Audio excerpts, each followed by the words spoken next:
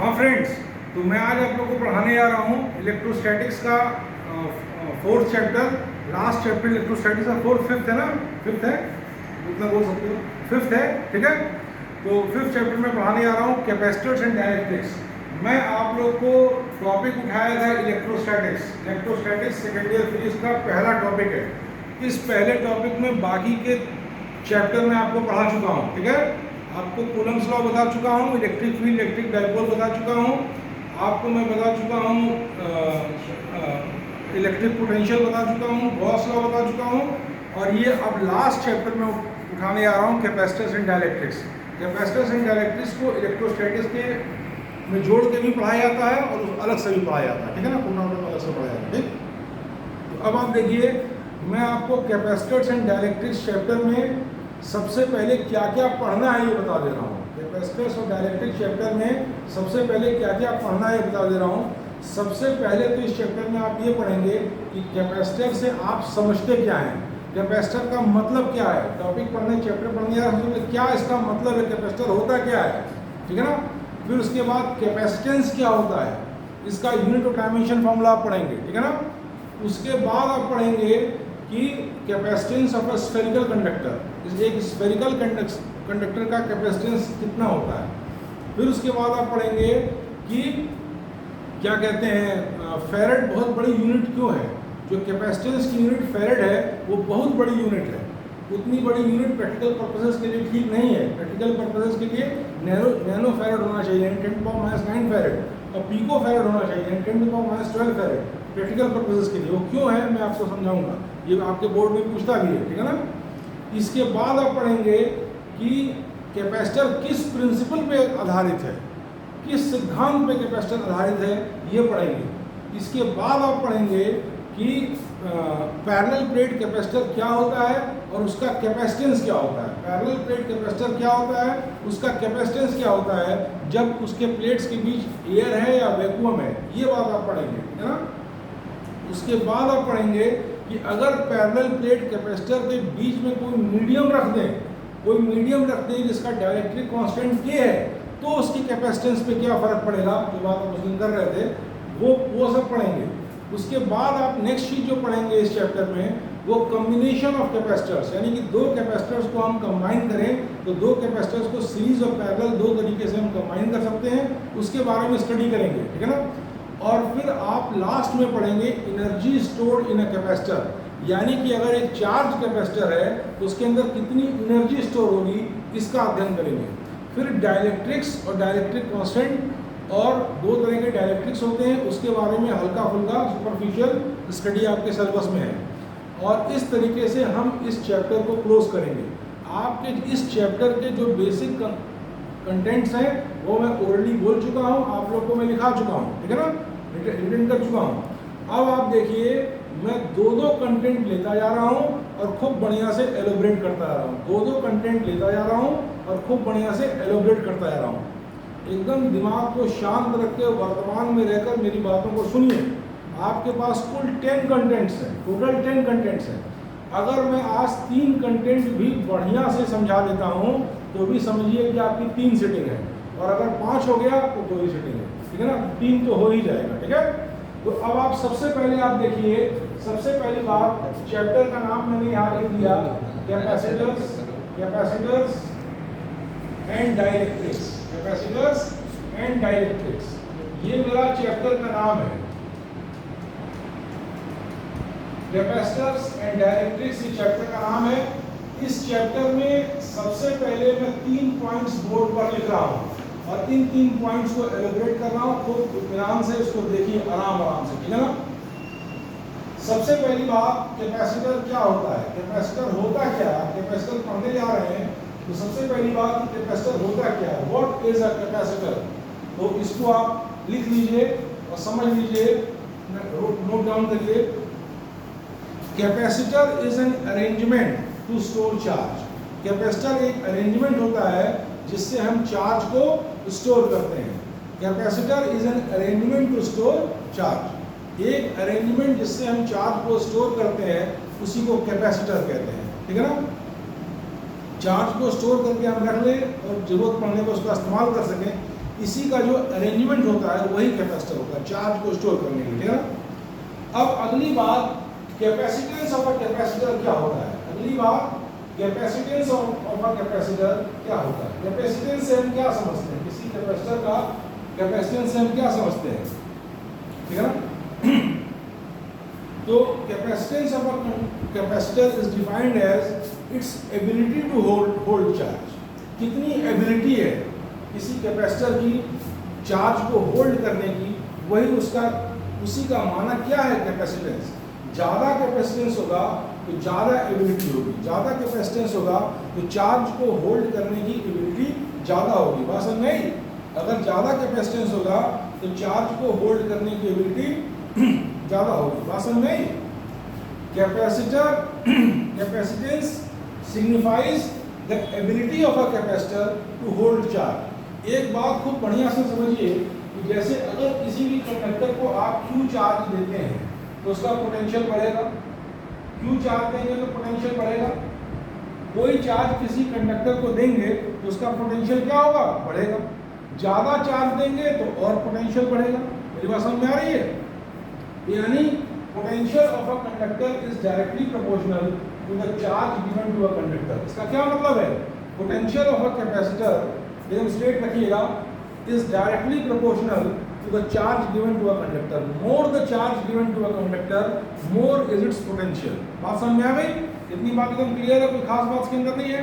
जब इसी sign of proportionality को हम हटाएंगे, जब इसी साइन ऑफ प्रोपोर्शनलिटी को हम हटाएंगे तो Q बराबर CV होगा, जहाँ C is called as the capacitance of the conductor, where C is V क्या है, V आपका पोटेंशियल। इसे मान लीजिए किसी भी कंडक्टर को आप जब चार्ज देंगे, किसी भी कंडक्टर को जो आप चार्ज देंगे तो क्या होगा, उसका पोटेंशियल बढ़ेगा, ठीक है ना।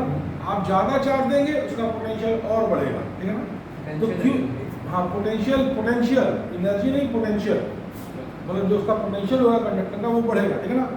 तो अब देखिए Q is directly proportional to V, means more charge we give more its potential increases, right. अब जब इस साइन ऑफ प्रोपोर्शनलिटी को हम हटाएंगे तो Q बराबर CV आ जाएगा, जहाँ C is called as the capacitor of the capacitance of the capacitor, capacitance of the conductor. एक कंडक्टर भी एक तरह का कैपेसिटर होता है जिसकी दूसरी प्लेट इन्फिनिटी पे होती है। अभी मैं जस्ट समझा रहा हूँ, पहले कैपेसिटर आपको बढ़िया समझा दूँ, फिर बताऊँगा कि कोई भी कंडक्टर वो भी एक तरह का कैपेसिटर ही होता है। क्योंकि कोई भी कंडक्टर हो, चाहे स्फेरिकल बॉल ही हो, तो वो भी कुछ ना कुछ चार्ज तो होल्ड करेगी ना, तो वो भी एक तरह का कैपेसिटर होता है जिसकी अगली प्लेट इन्फिनिटी पे होती है। ये सब बात मैं अभी समझाऊंगा, पहले धीरे धीरे चलिए। पहली बात तो आपको ये समझ में आए कि कैपेसिटर क्या होता है, एकदम क्रिस्टल क्लियर रखिए, अपने दिमाग में कॉन्सेप्ट एकदम क्रिस्टल क्लियर रखिए। मैं अब तक दिखा चुका हूँ कि कॉन्सेप्ट और डेफिनेशन से मैं आपके सब समझ रहा हूँ। So anything that can hold charge can said to be a capacitor. Capacitor is an arrangement to hold charge. Capacitor is an arrangement to hold charge. Examples of capacitor. अभी बता रहे हैं, पैरेलल प्लेट कैपेसिटर है, spherical capacitor है, cylindrical capacitor है, भी धीरे धीरे आ रहे हैं उसको। मतलब वो तो स्ट्रक्चर हो गया ना कैपेसिटर का, पैरेलल है या क्या। एग्जाम्पल फैन में कैपेसिटर लगा हुआ है हर जगह, हर इसका बहुत सारे घर में कई जगह लगा हुआ है, इसका यूज होता है। मतलब एक डिवाइस होता है। हाँ डिवाइस होता है जिससे हम चार्ज को होल्ड करते हैं, जरूरत पड़ने में उसका यूज कर सकते हैं। हाँ केवल थोड़ा सा वीडियो बन रहा है इसलिए हम लोग डिस्कशन अभी बताते हैं, है ना। तो कैपेसिटर क्या है, capacitor is an arrangement to hold charge. इतना समझिए, उसको बनाएंगे हम कई तरीके से। Arrangement to hold charge is called as capacitor. अब किसी कंडक्टर को अगर हम चार्ज देंगे तो उसका पोटेंशियल बढ़ेगा, ठीक है ना। ज़्यादा चार्ज देंगे ज़्यादा पोटेंशियल बढ़ेगा, समझे बेटा। यानी charge is directly proportional to potential.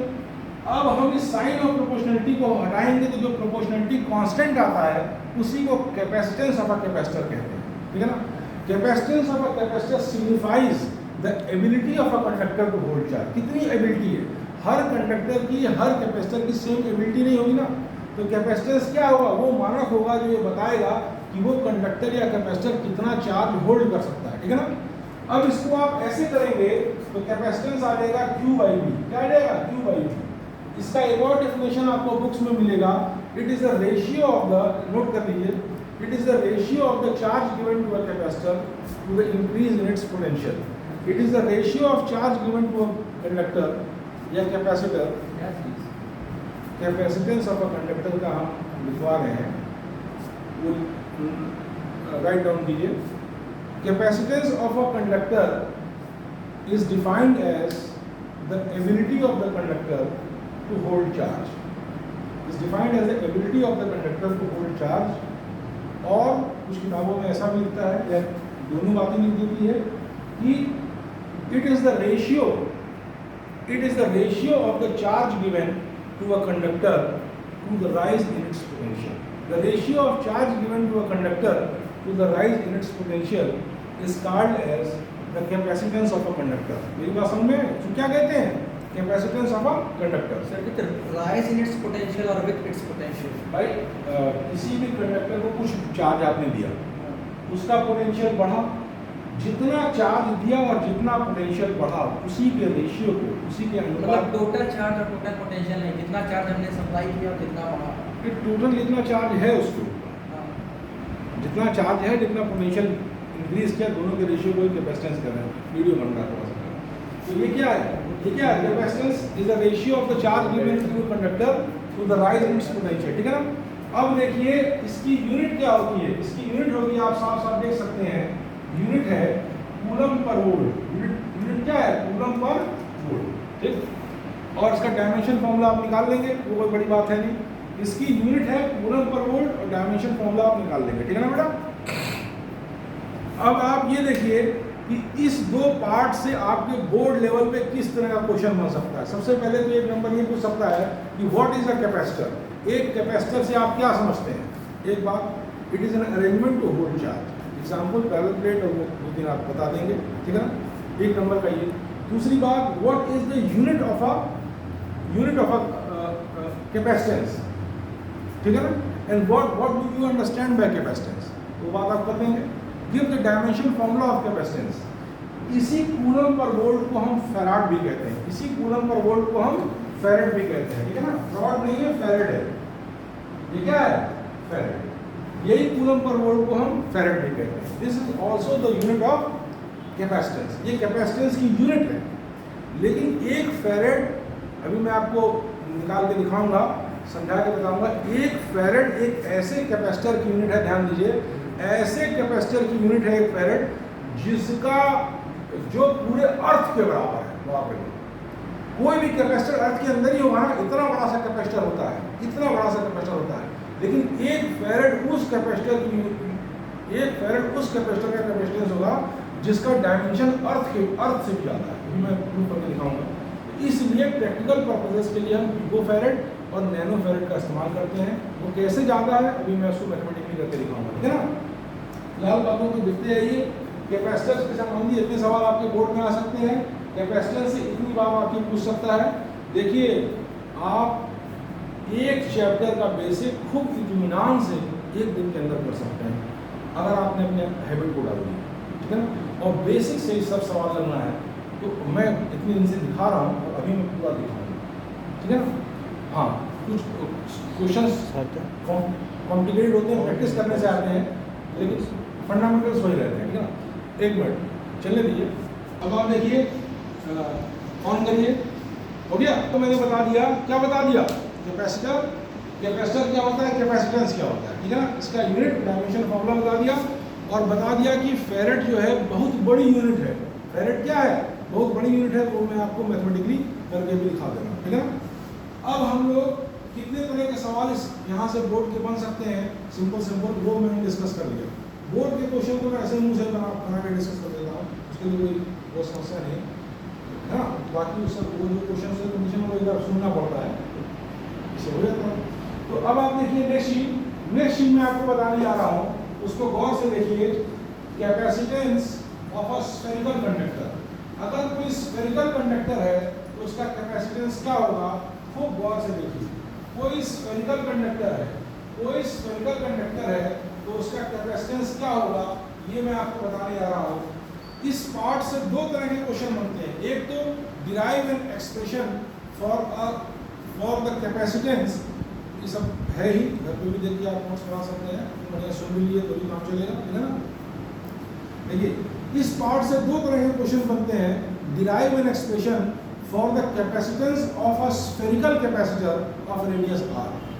अगर कोई स्फेरिकल कंडक्टर है जिसका रेडियस आर है, अगर कोई स्फेरिकल कंडक्टर है, मान लीजिए हॉलो स्फीयर आर रेडियस का या सॉलिड स्फीयर है, तो उसका कैपेसिटेंस कितना होगा अगर उसका रेडियस आर है। अभी मैं डिराइव करके दिखाऊंगा, वो आएगा 4 पाई एप्सिलॉन नॉट आर। अगर आर रेडियस है तो 4 पाई एप्सिलॉन नॉट आर आएगा। तो बात समझ में आई? तो इस तरीके से आपका ये हो जाएगा एक स्फेरिकल कंडक्टर का जिसका रेडियस आर है उसका कैपेसिटेंस डिराइव करिए, ये भी आता है। और दूसरा इस तरह का भी क्वेश्चन आता है, given a spherical conductor whose radius is r बराबर दिस, फाइंड इट्स कैपेसिटेंस। तो फॉर्मूला इंप्रूव करेंगे आप फाइलेगा, ठीक है ना। फॉर्मूला अभी डिराइव करके हम दिखा रहे हैं, वो आएगा 4 pi epsilon naught r. Formula improve करके हम दिखा देंगे, फॉर्मूला इंप्रूव करके आप निकाल देंगे, आपको न्यूमेरिकल सही रहेगा, ठीक है ना। इसके बाद एक और तरह का प्रश्न आपके बोर्ड में आता है और वो डिस्कशन का भी होता है कि प्रूफ या show that farad is too big unit. आप ये दिखाइए कि फेरेड बहुत बड़ी यूनिट है।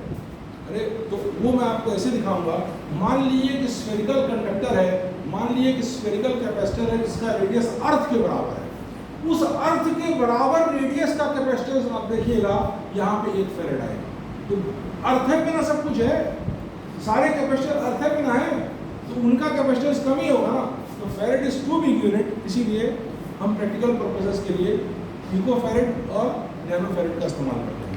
तो ये 3 डिस्कशंस आपके थे, 3 पॉइंट्स थे, इनको मैं बढ़िया है एक बार बोल दिया और मैं बोर्ड पे दिखा रहा हूँ। देखिए सबसे पहली बात कि आपको ये दिखाना है कि capacitance of a spherical capacitor, कोई स्फेरिकल कंडक्टर है जिसका रेडियस है r। मान लीजिए कोई स्फेरिकल कंडक्टर है जिसका रेडियस है r, हमको इसका कैपेसिटेंस निकालना है। हमको क्या निकालना है? इसका कैपेसिटेंस। तो कैपेसिटेंस निकालने के लिए मान लीजिए इस स्फेरिकल कंडक्टर पे चार्ज q है, मान लीजिए एक स्फेरिकल कंडक्टर पे चार्ज q है, ठीक है ना। तो हम जानते हैं इलेक्ट्रोस्टैटिक्स में हमने पढ़ा है कि अगर किसी स्फेरिकल कंडक्टर पे q चार्ज है तो उसका पोटेंशियल होगा 1/4 पाई epsilon not q by r। अगर कोई स्फेरिकल कंडक्टर है, कंडक्टर यानी सारे चार्ज सरफेस पे आ जाते हैं, अगर कोई स्फेरिकल कंडक्टर है सारे चार्ज सरफेस पे आते हैं और उसके ऊपर q चार्ज है, तो उसके सरफेस पे और अंदर के सारे उस पे पोटेंशियल होगा, इलेक्ट्रिक पोटेंशियल सरफेस होगा। ऐसा नहीं होगा पोटेंशियल सरफेस में डिफरेंट है, अंदर डिफरेंट है। इलेक्ट्रिक फील्ड में डिफरेंट होगी, इलेक्ट्रिक फील्ड अंदर 0 होगी और बाहर जो होगी 1/4 epsilon q by r square होगी, मैं बता चुका हूँ। लेकिन पोटेंशियल जो है वो सेम होगा, एक ही पोटेंशियल सरफेस होगा, ठीक है ना। तो अब आप देखिए पोटेंशियल है 1/4 epsilon not q by r। अगर इस spherical conductor of radius r पे चार्ज q है तो बात समझ आ गई? इतनी बात समझ गए? अब कैपेसिटेंस की डेफिनेशन क्या है? कैपेसिटेंस की डेफिनेशन क्या है? Capacitance is equal to q by v। अरे q बराबर cv था, तो कैपेसिटेंस क्या होगा? q by v। और जब आप q बाई v करेंगे तो यहाँ आ जाएगा 1/4 पाई epsilon not q by r। ये q कट जाएगा और इस तरीके से आपका capacitance of a spherical conductor whose radius is r is 4 pi epsilon naught r आपका आंसर है। फिर से सुनिए, बढ़िया से समझिए, एक बार में थ्योरी फाइनल करिए। लोगों ने की है, ठीक है ना। मैंने 1 मंथ में बहुत पूरी फिजिक्स पढ़ाई है, 1 महीने के अंदर 2.5 घंटे 30 डेज में फाइनल किया है। लेकिन बच्चे बहुत अलर्ट थे, पहले से कुछ जानते नहीं थे, ठीक है ना। तो आप गौर से देखिए, इधर देखिए, मैं आपको ये बता रहा हूँ कि आपके पहला पॉइंट मैंने बताया कैपेसिटेंस क्या होता है, दूसरा पहला पॉइंट बताया कैपेसिटर क्या होता है, अरेंजमेंट टू होल्ड चार्ज, ठीक है ना। उसके बाद दूसरी बात मैंने बताया कि कैपेसिटेंस क्या होता है। Capacitance is defined as the ability of a conductor या कैपेसिटर टू होल्ड चार्ज, ठीक है ना। या it is also defined as the ratio of the charge given to a conductor to the rise in its potential, ये भी बात बताई मैंने। उसके बाद मैंने बताया कि कितने तरह के सवाल इस पार्ट से बन सकते हैं, यूनिट ऑफ डायमेंशन फॉर्मूला, ठीक है ना। फिर मैंने बताया कैपेसिटेंस की यूनिट कूलम पर वोल्ट और फेरेड है, इतनी बातें बताई। उसके बाद मैं आपको बता रहा हूँ कि कोई स्फेरिकल कंडक्टर है जिसके ऊपर q चार्ज है और उसका रेडियस अगर r है तो उसका कैपेसिटेंस कितना होगा। उसका कैपेसिटेंस निकालने के लिए मान लीजिए q चार्ज है, तो पहले से आप जानते हैं पोटेंशियल इतना होगा, ठीक है ना। अगर कंडक्टिंग स्फीयर है और चार्ज क्यू है, पोटेंशियल इतना हो जाएगा। और कैपेसिटेंस कितना होता है, चार्ज बाई पोटेंशियल। जब इसको आप सॉल्व करेंगे तो आ जाएगा कैपेसिटेंस बराबर 4 पाई एप्सिलॉन नॉट आर। फिर मैंने बताया कि इस पार्ट से कितने तरह के प्रश्न बन सकते हैं। एक प्रश्न ये कि given a spherical conductor of radius this find its capacitance, फट से निकाल लेंगे। दूसरा क्या बन सकता है कि दूसरा क्या प्रश्न बन सकता है कि derive an expression for the capacitance of a spherical conductor whose radius is r. तो आप इस तरीके से 3 स्टेप लिखकर करेंगे तो 2 नंबर मिल जाएगा। और समझे, ये सब बोर्ड लेवल के प्रश्न हो गए, ये सब बोर्ड लेवल के प्रश्न हो गए। और इस तरीके से हम लोग आपके 3 पॉइंट डिस्कस कर चुके हैं। 10 में से 3 पॉइंट हम लोग डिस्कस कर चुके हैं। संभवतः आज मैं 5 पॉइंट डिस्कस कर दूंगा और नेक्स्ट सीटिंग में आपका कैपेसिटेंस फाइनल और फिर केवल प्रॉब्लम सॉल्विंग होगी, ठीक है ना। और मैं बार बार कह रहा हूँ कि अगर कोई व्यक्ति सेलेक्ट होना चाहता है, बोर्ड में तो सब नंबर, बोर्ड में 90, 95, 96 आप यहाँ नहीं भी आते, वैसे भी आपको सबको मिलता है। थोड़ा सा बस आप थोड़ा बड़ा कर लीजिए, बस अंतिम समय फॉर्मूला मिल जाता है। लेकिन अगर आप अच्छे से समझ के एक बात को जल्दी से जल्दी समझ लेंगे तो प्रॉब्लम सॉल्विंग, अगर आपने 75% टाइम दिया प्रॉब्लम सॉल्विंग में, 25 कॉन्सेप्ट बिल्डिंग में, तो ही कुछ केस बनेगा, तो कोई केस नहीं, ठीक है ना। अच्छा, अब नेक्स्ट देखिए। नेक्स्ट मैं आपको बता रहा हूँ, अगला डिस्कशन जो मैंने आपको नोट कराया है वो क्या है, farad is too big unit. खूब बढ़िया से देखिए, farad is too big unit. अगला क्या है, farad is too big unit. जरा इसको खूब अच्छे से देख लीजिए, समझ लीजिए, जरा इसको सेट कर दीजिए। ये मैं आपको समझाने आ रहा हूँ। मैं क्या समझाने आ रहा हूँ, farad is too big unit. और गौर से देखिए, farad is too big unit. इस डिस्कशन को हम करने जा रहे हैं। टू बिग यूनिट से क्या मतलब है कि फैरेड बहुत बड़ी यूनिट है। एक फैरेड एक ऐसे स्फेरिकल कंडक्टर का कैपेसिटेंस होगा जिसका रेडियस अर्थ से भी ज्यादा है। एक फैरेड एक ऐसे स्फेरिकल कंडक्टर का कैपेसिटेंस होगा जिसका रेडियस अर्थ से भी ज्यादा है। मेरी बात समझ में आ रही है?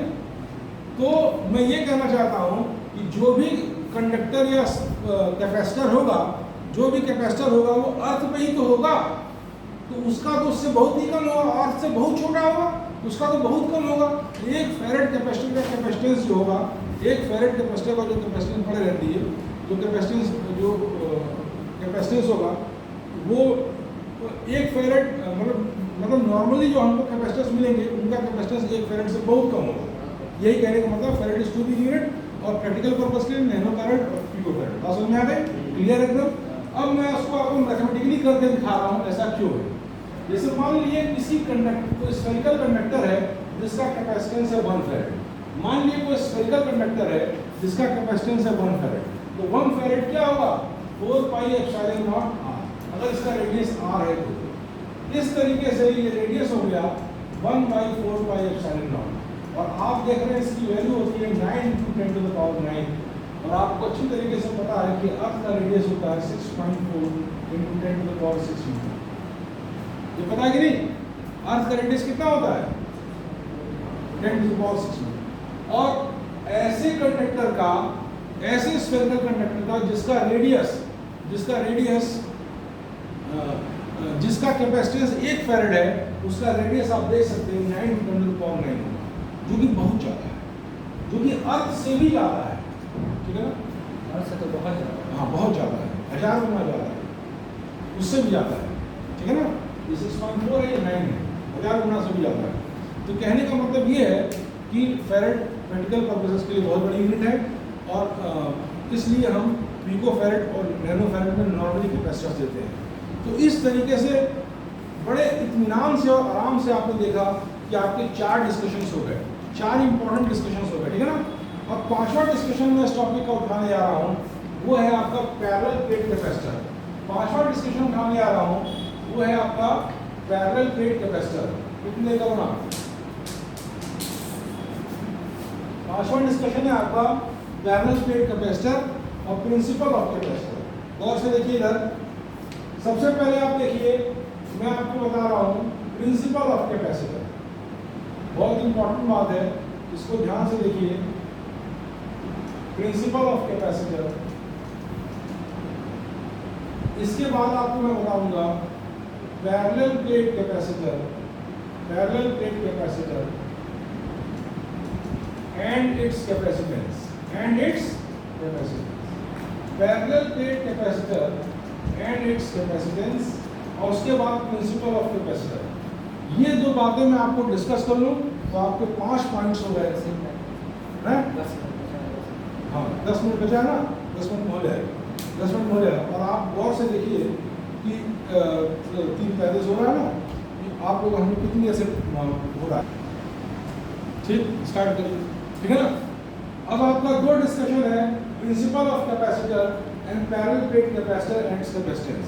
ये मैं आपको बताने जा रहा हूँ, खूब गौर से देखिए। प्रिंसिपल ऑफ कैपेसिटर मतलब किस सिद्धांत पे कैपेसिटर काम करता है, क्या प्रिंसिपल है, किस तरीके से उसकी चार्ज होल्डिंग एबिलिटी बढ़ती है, किस तरीके से, किस सिद्धांत पे सारी बातें होती हैं, वो मैं आपको दिखाने जा रहा हूँ। जैसे मान लीजिए कि मैं पैरेलल प्लेट कैपेसिटर का एग्जांपल देकर बता रहा हूँ। पैरेलल प्लेट कैपेसिटर का मान लीजिए एक कंडक्टर एक प्लेट है। पैरेलल प्लेट कैपेसिटर का मतलब ये है कि दो प्लेट्स पैरेलल हों और शॉर्ट डिस्टेंस अपार्ट रखी हों, वो पैरेलल प्लेट कैपेसिटर है। उस अरेंजमेंट को हम पैरेलल प्लेट कैपेसिटर कहेंगे। अब हम दिखाएंगे कैसे इसकी चार्ज होल्डिंग एबिलिटी दो प्लेट्स को पास रखने से बढ़ती है, वही इसका सिद्धांत है। उसकी चार्ज को होल्ड करने की एबिलिटी, कैपेसिटर का बेसिक मतलब क्या है, an arrangement to hold charge. मतलब चार्ज को हम होल्ड करके रखें, स्टोर करके रखें, जरूरत पड़ने पर इस्तेमाल कर लें, जो भी चार्ज किया तो इस्तेमाल कर लें। तो कैसे ये होता है, कैसे किस तरीके से दो पैरेलल प्लेट्स, दो मेटलिक पैरेलल प्लेट्स को अगर पैरेलल हम रखते हैं शॉर्ट डिस्टेंस पे, तो कैसे वो चार्ज को होल्ड कर लेती है, ये मैं आपको सिद्धांत बता रहा हूँ, वही प्रिंसिपल ऑफ कैपेसिटर है ना। देखिए मान लीजिए ये प्लेट अकेले रहती है, मान लीजिए ये प्लेट अकेले रहती है। अगर ये प्लेट अकेले है तो इसके ऊपर हमने कुछ चार्ज दिया, इसके ऊपर हमने कुछ चार्ज दिया, ठीक। फिर इसके ऊपर कुछ और चार्ज दिया, वो भी चार्ज होल्ड कर लेगी, वो भी चार्ज होल्ड कर लेगी। फिर हमने कुछ और चार्ज दिया, वो भी चार्ज होल्ड कर लेगी। जितनी जैसे जैसे चार्ज बढ़ा रहे हैं, इस पैरेलल प्लेट का, मान लीजिए सिंगल प्लेट रखी हुई है, इस सिंगल प्लेट का क्या बढ़ रहा है, पोटेंशियल, पोटेंशियल, ठीक है ना, पोटेंशियल बढ़ता जा रहा है। एक समय ऐसा आएगा कि ये अपने मैक्सिमम डायरेक्टिव ब्रेकडाउन पे पहुंच जाएगा। उससे ज़्यादा चार्ज देंगे वो चार्ज इन्वायरमेंट में लीक करना शुरू करेगा। एक पोटेंशियल होता है, उससे ज़्यादा अगर पोटेंशियल हो गया तो क्या होता है, कंडक्टर से चार्ज एक लिमिट होगी, उस लिमिट से ज़्यादा चार्ज नहीं ले सकता। मान लीजिए एक ही प्लेट रखे हैं, उसको हमने चार्ज दिया। अगर वही एक ही प्लेट अगर हमारा सफिशिएंट चार्ज होल्ड कि स्टार्ट कर दिया आपने, चलिए पैरेलल प्लेट कैपेसिटर, मैं कैपेसिटर का प्रिंसिपल बता रहा हूँ, यानी किस प्रिंसिपल पे एक कैपेसिटर काम करता है वो समझा रहा हूँ। ये इतना समझा के मैं खत्म कर दूंगा, क्योंकि टाइम खत्म हो जाएगा। ये बात कल से होगी, ठीक है ना। ये 4 पॉइंट्स पे आज मैं क्लोज कर दूंगा। नेक्स्ट उसमें थोड़ा सा हम लोग बढ़ा के 6 पॉइंट करें, नेक्स्ट उसमें खत्म कर दें इसमें, है ना, ये प्रॉब्लम्स, ठीक है। अब आप देखिए प्रिंसिपल मतलब किस प्रिंसिपल पे कैपेसिटर वर्क करता है। 3-4 स्टेप में मैं आपको समझा रहा हूँ। कैपेसिटर का बेसिक पर्पस क्या है, अरेंजमेंट टू होल्ड चार्ज। हम चार्ज को होल्ड करना चाहते हैं, ठीक है। एक कंडक्टर मान लीजिए हमने लिया, पैरेलल प्लेट लिया, इस पर कुछ चार्ज दिया, तो चार्ज दिया तो पोटेंशियल बढ़ा, और चार्ज दिया और पोटेंशियल बढ़ा, और चार्ज दिया और पोटेंशियल बढ़ा। मान लीजिए कि तीसरी बार, मान लीजिए अब मैक्सिमम चार्ज उसके ऊपर आ गया, उससे ज़्यादा चार्ज देने तो वो उलट देगा। जैसे मान लीजिए आपकी क्षमता मान लीजिए 4 रोटी खाने की है, 4 रोटी में खाना यहाँ तक आ गया, उससे ज़्यादा है तो अब आप उलट देंगे, मैक्सिमम आप होल्ड कर देंगे। अब हम आपकी एबिलिटी कैसे बढ़ाएं, आपकी हमारा बेसिक पर्पस तो ये है कि हमको एक ऐसा इंस्ट्रूमेंट चाहिए, एक ऐसा अरेंजमेंट चाहिए जहाँ चार्ज होल्ड कर सके, जहाँ चार्ज होल्ड कर सके। अब ये अपनी एबिलिटी भर का चार्ज इसने ले लिया, अपनी एबिलिटी भर का चार्ज खा लिया, ठीक है। अब उससे ज़्यादा चार्ज इसको इस पे हम कैसे होल्ड कराएं, वही मैं आपको तरीका बताने जा रहा हूँ। हम क्या करते हैं कि अगर एक पैरेलल प्लेट है, उसके ऊपर मान लीजिए कि इतना चार्ज हो गया कि अब उससे ज़्यादा चार्ज देंगे तो पोटेंशियल इतना हो जाएगा कि इलेक्ट्रिकल ब्रेकडाउन हो जाएगा, ठीक है ना। चार्जेस इन्वायरमेंट में लीक कर जाएंगे, ठीक है ना। चार्जेस का हम इन्वायरमेंट में लीक कर जाएंगे। मान लीजिए मैक्सिमम चार्ज आ गया, इससे ज़्यादा होगा तो इलेक्ट्रिकल ब्रेकडाउन हो जाएगा और चार्जेस इन्वायरमेंट में लीक हो जाएंगे। अब कैसे इसकी कैपेसिटी बढ़ाएं, कैसे इसकी चार्ज होल्डिंग एबिलिटी बढ़ाएं, हम और चार्ज होल्ड कराना चाहते हैं तो हमने धीरे से क्या किया, एक और प्लेट ला के ऐसे, ठीक। अब जब एक और प्लेट उसके सामने रख दिया तो क्या खेल हुआ देखिए, तो गौर से देखिए। एक प्लेट जैसे यहाँ पर रखा तो इंडक्शन की वजह से इसके, अगर प्लेट ऐसे रखा तो जो फेसिंग एरिया है इंडक्शन की वजह से वहाँ नेगेटिव चार्ज और अपोजिट में पॉजिटिव चार्ज है। ये बात तो आप क्लियर है, फर्स्ट चैप्टर में समझ गए थे इंडक्शन से कैसे चार्ज आता है। इंडक्शन की वजह से यहाँ पे नेगेटिव चार्ज, भाई पहले प्लेट में सारा इलेक्ट्रॉन प्रोटॉन सब इक्वली डिस्ट्रीब्यूट था, लेकिन जब पॉजिटिव प्लेट बगल में रख दिए तो इलेक्ट्रॉन इसके पास आ गया, ठीक है ना। इंडक्शन की वजह से यहाँ पे नेगेटिव चार्ज आ जाएगा और यहाँ पे पॉजिटिव आ जाएगा। ये है स्टेप 1। ये है क्या है, स्टेप। अब हम दूसरे स्टेप में क्या करते हैं, तो सबसे पहले क्या था, ये पहला देखिए स्टार्टिंग में ये प्लेट था जिसके ऊपर चार्ज दिया और चार्ज इतना दे दिया कि अब इससे ज़्यादा चार्ज देंगे तो चार्ज को उलट देगा। क्या कर रहे हैं, चार्ज इतना दिया, इससे ज़्यादा चार्ज देंगे तो चार्ज उलट देगा, ठीक है। फिर उसके बाद हम इसकी चार्ज होल्डिंग एबिलिटी और बढ़ाना चाहते हैं, बतौर रुकिए। तो हमने अगले स्टेप में क्या किया कि एक और पैरामीटर इसके बगल में रख दिया, स्टेप 1। अब यहाँ हो गया नेगेटिव और यहाँ हो गया पॉजिटिव, ठीक है ना। यहाँ हो गया नेगेटिव और यहाँ हो गया पॉजिटिव बाय इंडक्शन। ये हो गया स्टेप 2, ठीक है ना। स्टेप 1 ये था और ये हो गया स्टेप 2। अब तीसरे स्टेज में हमने क्या किया कि इस प्लेट को अर्थ कर दिया। इस प्लेट को क्या किया, अर्थ कर दिया। जब हमने इस प्लेट को अर्थ किया तो यहाँ से सारे चार्ज कहाँ चले गए, अर्थ में चले गए। चार्ज वहाँ से अर्थ में नहीं आते हैं, अर्थ से इलेक्ट्रॉन आके उन चार्जेस को न्यूट्रलाइज कर दिए। ऐसे करिए, अर्थ से इलेक्ट्रॉन आके इन पॉजिटिव चार्जेस को न्यूट्रलाइज कर दिए, ठीक है ना। अब देखिए पहले स्टेप में ऐसे था, दूसरे स्टेप में इसके ऊपर नेगेटिव चार्ज आया। देखिए जब देखिए नेगेटिव चार्ज आया तो इस नेगेटिव चार्ज ने इसका पोटेंशियल घटाया। जब इसके ऊपर नेगेटिव चार्ज आया तो इसने इसका पोटेंशियल घटाया और इस पॉजिटिव चार्ज की वजह से पोटेंशियल बढ़ रहा है, लेकिन चूंकि नेगेटिव पास है इसलिए अल्टीमेटली पोटेंशियल घट गया। पहले इसकी चार्ज होल्ड, जितना चार्ज होल्ड कर सकता है उतना खा लिया, इससे ज़्यादा करेंगे तो चार्ज उलट देगा, इलेक्ट्रिकल ब्रेकडाउन। तो हमने कहा, हमने दिमाग लगाया कि अब क्या करें, एक और प्लेट रख दिया। एक और प्लेट रख दिया तो यहाँ नेगेटिव, यहाँ पॉजिटिव चार्ज इंडक्शन से आ गया, इंडक्शन से आ गया। फिर हमने क्या किया, फिर हमने क्या देखा कि ये नेगेटिव चार्ज पोटेंशियल को घटाएगा ये नेगेटिव चार्ज इस प्लेट के पोटेंशियल को घटाएगा और ये पॉजिटिव चार्ज बढ़ाएगा, लेकिन ये चूंकि ज़्यादा पास है इसलिए अल्टीमेटली पोटेंशियल को हटा देगा। ये मेरे कहने का, ठीक है ना। तो इस प्लेट पर जो है चार्ज उतना ही रहा लेकिन पोटेंशियल घट गया, चार्ज उतना ही रहा लेकिन पोटेंशियल घट गया। अब ये कुछ और चार्ज भी ले सकता है भाई चार्ज तो उतना ही रहा, चार्ज तो लॉस हुआ नहीं उस प्लेट का, लेकिन उसका पोटेंशियल घट गया एक और प्लेट रखने से। और जब पोटेंशियल घट गया तो वो और चार्ज को अभी ले सकता है, इलेक्ट्रिकल ब्रेकडाउन से कम पोटेंशियल हो गया, ठीक है ना। अब दूसरे स्टेप में क्या किया, हमने इसको अर्थ कर दिया।